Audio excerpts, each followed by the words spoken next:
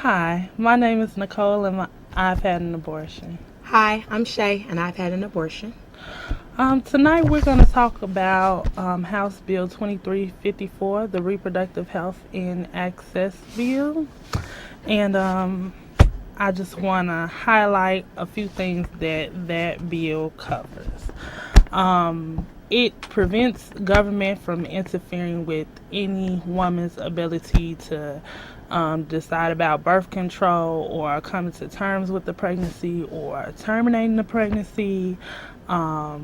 It mandates responsible sex education, and it also makes sure that government funded things like Medicaid provides women with basic reproductive health care and services. Would you like to add anything to that, Shay? Um, yes, the bill also allows that with the medically accurate sex education, it gives parents the options if they are not comfortable with their children being taught the sex education in schools, that they have the option to pull them out of the classes. It also have like a provider's rights, where it states if a provider is not in agreement with a woman's birth control choices or abortion choices, they have the right to not treat the woman, but instead of refusing them service, they have the option to pass it on to a practitioner that supports the woman's decisions. Now, the bill has 32 co-sponsors currently. The lead co-sponsor being Barbara Flynn Curry. Unfortunately, in the last legislative season, it did not get passed. It was referred to the Rules Committee. So we are working now to keep everyone informed and to drum up support for this bill so that in the next legislative season, it is able to get passed. Okay. So, I just wanted to say why I feel that this bill is so important. I feel that it is very important because it is a bill that impacts, women like me, women of color, low income women, and I am happy to say that Illinois is very supportive of this bill. Actually, I have a few facts that when it came time for voting, because I'm sorry if I didn't mention that this bill has not been passed. It did not go through. But there were 64% of African American voters. There were 60% of Latinos and 63% of women under 50. 59% of college educated women. Democrats, 62%. Chicago voters, 61%.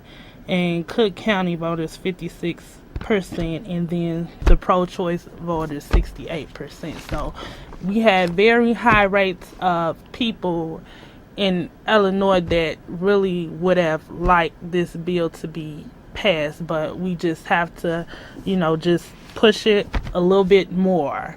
So why is this bill important to you?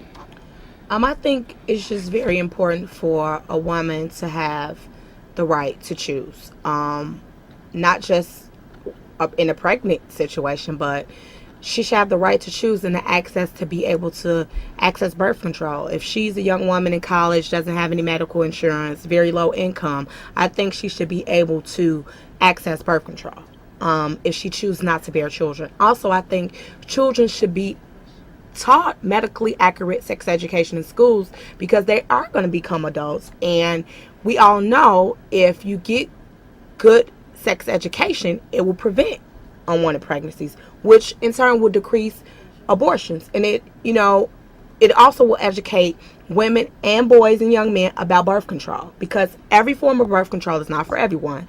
But if you have this bill and act, it will give women access to birth control and education about birth control, because everyone can't take the pill. It doesn't work for everyone, and some women get discouraged when they take forms of birth control and it don't work, and they just give up, and then you get the unwanted pregnancies.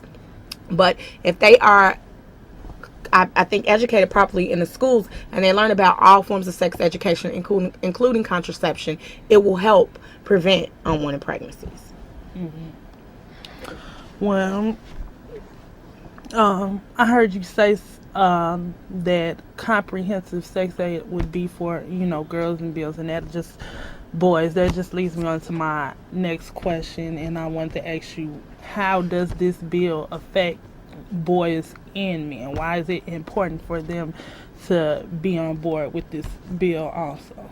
Because we both know in most situations, boys take part in conceiving pregnancies, getting a woman pregnant. So the woman having the availability of services is very important, because that may be something that ultimately he chooses, to support her in. And it's important because boys and men are in women's lives, and it's important for boys to support women and girls.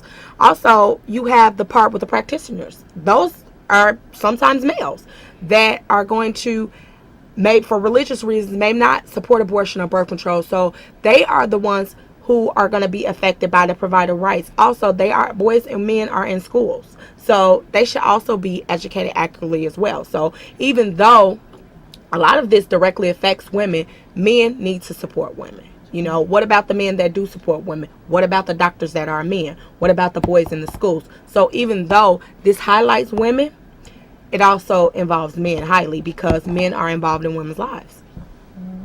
Exactly. I just think that was just a very good point.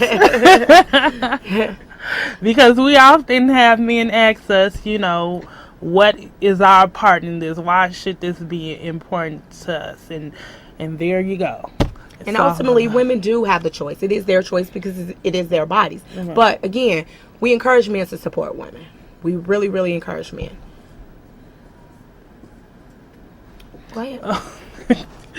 So, do you have any questions for me? I sure do. You want to take the caller? You have a caller? Oh, go ahead, caller. This is Paula, Northwest Chicago.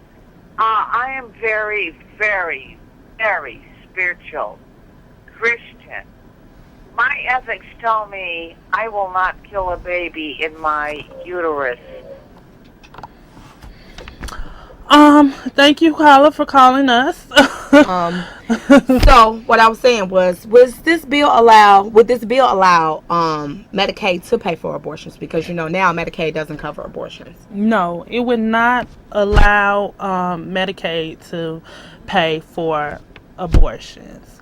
It just covers basic services like prenatal health care, access to birth control, and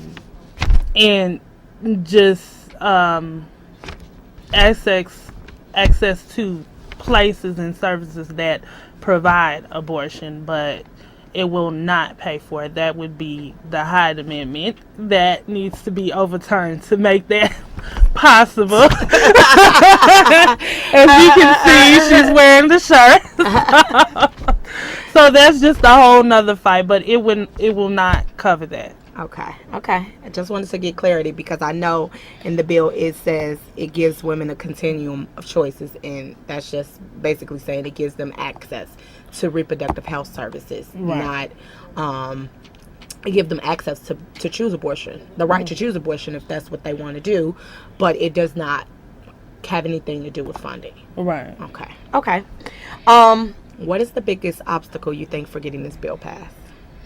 Well, as you can see, we just had a spiritual religious caller, and I think that is one of the biggest obstacles we face in pushing this bill, because a lot of people can't see past the part of abortion, and we know that, people that are Catholic and that is their religion, they, don't believe in terminating the pregnancy. They don't believe in birth control.